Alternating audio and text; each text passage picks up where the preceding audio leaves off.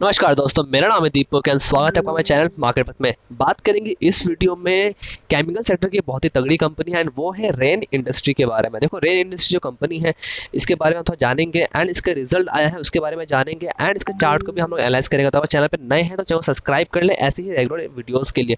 देखो, जो rain industry company है लगभग ये one of the world's leading producer है कुछ केमिकल्स की। यहाँ पे देखो नाम दिया हुआ है इस केमिकल्स की, वर्ल्ड की जो लीडिंग प्रोड्यूसर कंपनी है। ठीक है, तो कंपनी का जो भाव है वो लगभग 259 है, लगभग 2.43% गिरावट है, 6 पॉइंट गिर के लगभग 259 में क्लोजिंग हुई है। ठीक है, चलते हैं इसके रिजल्ट पे। तो देखो, रिजल्ट जो है ये क्वार्टर एंड क्वार्टर बेसिस में कंपेयर कर रहा हूँ। यहाँ पे अगर हम टोटल इनकम को कंपेयर करें तो जहाँ पे प्रीवियस क्वार्टर में 3050 करोड़ का जो इनका टोटल इनकम थी वो इस बार 3680 करोड़ बढ़ के आई है। लगभग जो टोटल इनकम है उसमें लगभग 20.6064% की जंप आई है। अगर हम नेट प्रॉफिट की बात करें, नेट प्रॉफिट प्रीवियस क्वार्टर में जहाँ पे 206 करोड़ की थी वो इस बार 235 करोड़ की है। लगभग नेट प्रॉफिट की बात करें तो उसमें 14% की क्वार्टर एंड क्वार्टर बेसिस पे जंप हुई है। और अगर हम ईपीएस की बात करें तो ईपीएस में भी एक नॉर्मल सा जंप आया, लगभग 14% का जंप आया। तो देखो, क्वार्टर बेसिस पे बात करें तो जो रिजल्ट है उतने ज़्यादा अच्छे भी नहीं है और बुरे भी नहीं है, बिकॉज जो 20% की ग्रोथ भी एक अच्छी रहती है। एक बार चेक करते हैं इसका हम लोग ईयर एंड कंपेरिजन। तो देखो, ईयर के वाइज अगर देखें तो प्रीवियस ईयर में टोटल इनकम जहाँ पे 2387 करोड़ की थी इस बार 3680 करोड़ की है। लगभग अगर हम लोग ईयर टू ईयर कंपेयर करें तो उसमें 54% की जंप आई है टोटल इनकम में। नेट प्रॉफिट की बात करें, जहाँ प्रीवियस ईयर के क्वार्टर में 26.53 करोड़ की प्रॉफिट थी वो इस बार 235 करोड़ की प्रॉफिट है। लगभग अगर हम टोटल नेट प्रॉफिट की बात करें तो ईयर बेसिस पे 786% का जंप आया, जो बहुत ही तगड़ी है। बिकॉज 786 का पूरा नेट प्रॉफिट में जंप तो बहुत ही तगड़ी है। तो इस according stock year two year batch में काफ़ी अच्छा दिख रहा है। अब देखो ईपीएस में भी, तो ईपीएस में भी जहाँ पे ईपीएस 0.79 था प्रीवियस क्वार्टर में, प्रीवियस ईयर के क्वार्टर में, इस ईयर 7 उसने रिपोर्ट किया। तो लगभग अगर मैं ईपीएस देखें तो ईपीएस भी 786% से ईयर बेसिस पे बढ़ाया होता है। देखो, ये सही है बिकॉज देखो यहाँ पे टोटल इनकम ऑलमोस्ट फ्लैट है बट नेट प्रॉफिट यहाँ पे लगभग 700% से बढ़ता हुआ दिखाई दे रहा है ईयर बेसिस पे। तो ये अगर देखें कंपेयर करें हम लोग तो ईयर टू ईयर वाइज में स्टॉक काफ़ी अच्छी दिख रही है और इस अकॉर्डिंग जो इसकी ग्रोथ है वो भी आगे कंटिन्यू रह सकती है।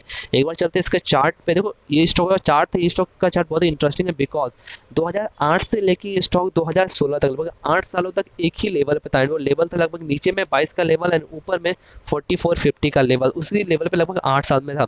एंड वहाँ से एक ब्रेकआउट दिया इसने लगभग 2017 में एंड वहाँ से इसने ब्रेकआउट देके इसने हाई बना दिया था लगभग 2018 में। इसने 475 रुपये का इसने हाई बनाया एंड वहाँ से देखो कंटिन्यूसली में गिरावट आती रही और इसने जो लो बना दिया वो बनाया मार्च 2020 में कोविड के टाइम पे 44 रुपये 75 पैसे का इसने लो बना दिया।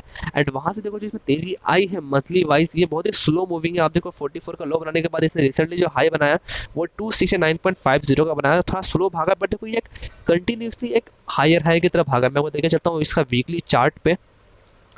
तो देखो आपको ये वीकली चार्ट पे यहाँ पे दिख रहा होगा, यहाँ पे देखो ये एक हाई, यहाँ पे देखो आप higher high higher low, higher high higher low, higher high higher low, higher high higher low और फिर एक ब्रेकआउट यहाँ पे दे के स्टॉक भी सस्टेन किया है। तो जब भी आपको ये पैटर्न दिखा तो ये पैटर्न बहुत ही स्ट्रॉन्ग है बिकॉज इस अकॉर्डिंग क्या ना डाउन ट्रेंड में जो रिस्क है वो बहुत ही कम बैठता है। अगर आप देखो यहाँ पे वीकली चार्ट में तो इसका जो इसने रिसेंटली जो हाई ब्रेक किया वो हाई था 2018 का 230 का जो लेवल था, उसका एक रेजिस्टेंस था, मेजर रेजिस्टेंस था 2018 का। इसने रिसेंटली अगर हम लोग वीकली चार्ट को स्टडी करें तो इसने एक ब्रेकआउट भी दिया, एक परफेक्ट रीटेस्ट भी आओ और यहाँ पे एक हाई भी मारा। एक बार देखते हैं इसका हम लोग डेली चार्ट। देखो डेली चार्ट यहाँ पे लगाया हुआ है यहाँ पे। हाँ, यहाँ पे तो स्टॉक काफ़ी दिनों से एक स्लो मूविंग में भाग रहा था बट हाँ यहाँ जब एक बार ब्रेकआउट हुआ था यहाँ पे तो यहाँ से देखो ब्रेकआउट होने के बाद ये एक अच्छे खासी एक ऊपर में गया और फिलहाल एक सस्टेन कर रहा है। ठीक है, तो इस अकॉर्डिंग देखो इसमें अगर आप पोजीशन बनाना चाहते हो तो इसमें आप पोजीशन बना सकते हो बट ये याद रखो कि ये स्टॉक जो है वो थोड़ा स्लो मूविंग है, थोड़ा स्लो ये भागता है। तो फिलहाल जो 20 दिन की मूविंग एवरेज है लगभग 235 के पास रहेगा। देखो फिलहाल आप मत बनाओ, थोड़ा वेट करो बिकॉज चार्ट को देख के लगता है कि स्टॉक एक बार 240 से लेकर 230 का लेवल को टच कर सकता है। तो जब उस लेवल पे आए तब इसमें आप पोजीशन बना सकते हो बिकॉज देखो अभी आप 20 दिन की मूविंग एवरेज भी लगभग 235 के आसपास आ रही है, 50 दिन की मूविंग एवरेज 205 के आसपास आ रही है। तो ये इसके लिए फिलहाल के लिए एक स्ट्रॉन्ग सपोर्ट है।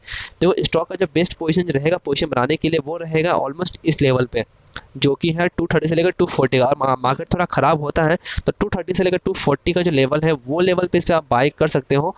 इसमें आप जो स्टॉप लॉस रख सकते हो, स्टॉप लॉस आप रख सकते हो लगभग ज़्यादा नहीं 210 का ही, तो 210 का इस लेवल की मैं बात कर रहा हूँ। ये वाला।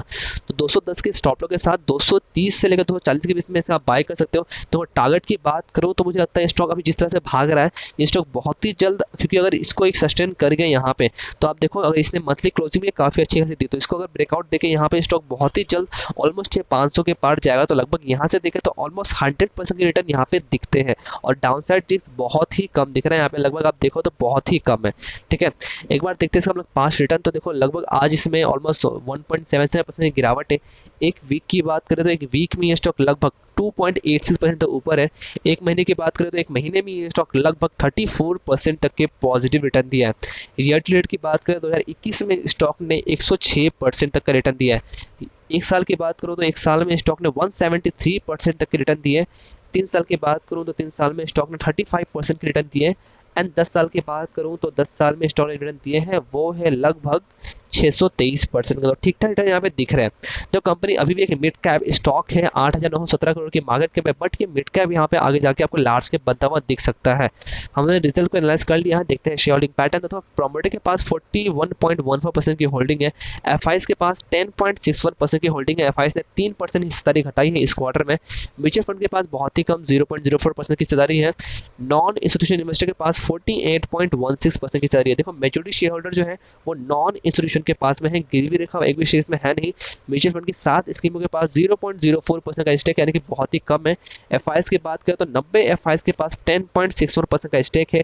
Promoter with the highest holding की बात करें तो वो सुजाला इन्वेस्टमेंट प्राइवेट लिमिटेड के पास है 11.23% का, और हाईएस्ट पब्लिक शेयर होल्डर की बात करें तो वो the Pabrai investment fund LIP के पास है 4.35% का, और इंडिविजुअल इन्वेस्टर होल्डिंग के पास 34.21% की होल्डिंग है। देखो इस जो ये स्टॉक जो है, ये कई सारे बड़े बड़े जो प्लेयर्स हैं मार्केट के, उनके पास भी इनमें पोजीशन बनी हुई है। तो उस अकॉर्डिंग कंपनी का फंडामेंटल भी काफ़ी अच्छा है।